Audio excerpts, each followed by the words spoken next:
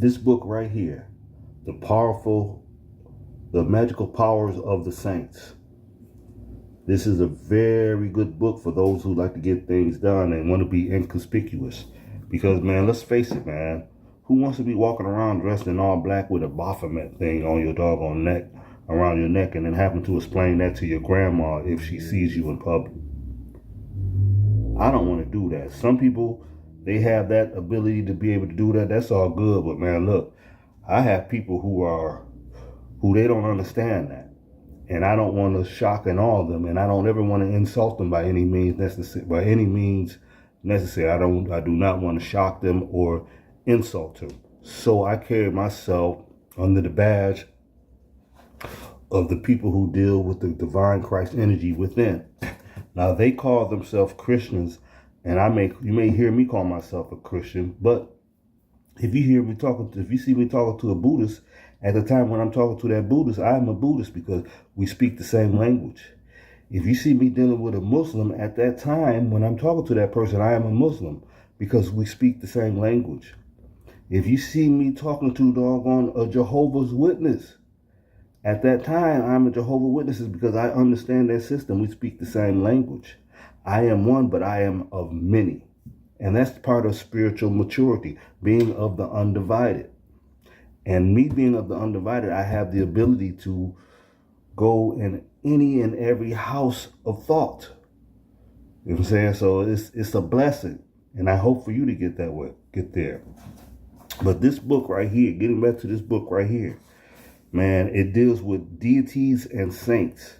You're dealing with divination and the magical way of religious practices. We have honoring the ancestors and the dead. You have working with candles. You have learning the language of candles. You have understanding and how to use the book of Psalms to get magical things done. Let me tell you a story real fast.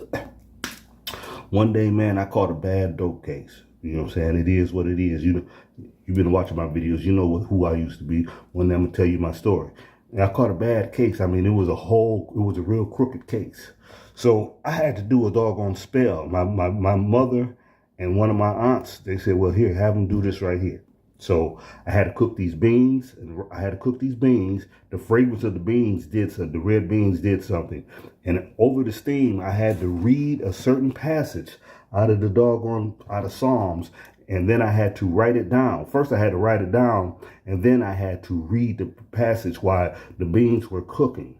Then I took the beans, put them in a jar, put that paper in them, and covered the jar with a white cloth, and then put the doggone lid on the jar. It was very difficult, but I got it done. Anyway, this was a spell to bind the tongue. When I went to court, the police officer, the crooked person who had the job as a cop, he started stuttering. He couldn't get his words together. Everything was twisted.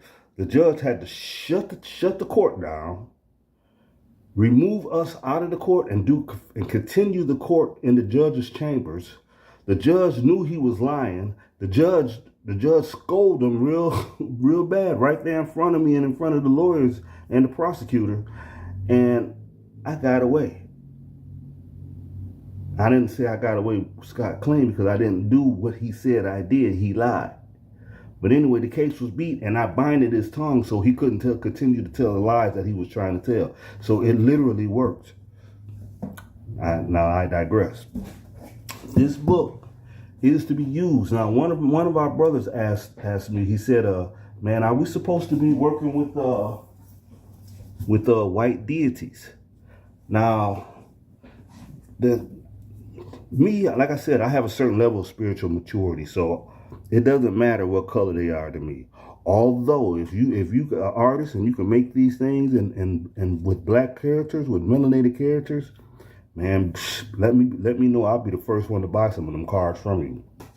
But it's not about the image. It's about the symbolism. That's what you want to connect with. Understand what the symbolism of this character means, what that character represents, and then you use that to adopt those characters. That's why you may use you may have many different kinds of cards that you're going to use, because they all represent different attributes that you are trying to apply to yourself to make yourself a better person. It's the best way I can put it. You know what I'm saying? But anyway, man, this is a good book. Study it, learn it, and like I said, I did 2 videos on altars and how to do a open and close a ritual. This book has the things you need. Like I said, I mentioned that there's certain oils and certain fragrances that you can use to attract certain deities and certain entities. This book has those fragrances in them. I'm not going to tell you. You figure it out for yourself. You got to do the research. Peace and blessings. Going on 6 minutes. I'm out.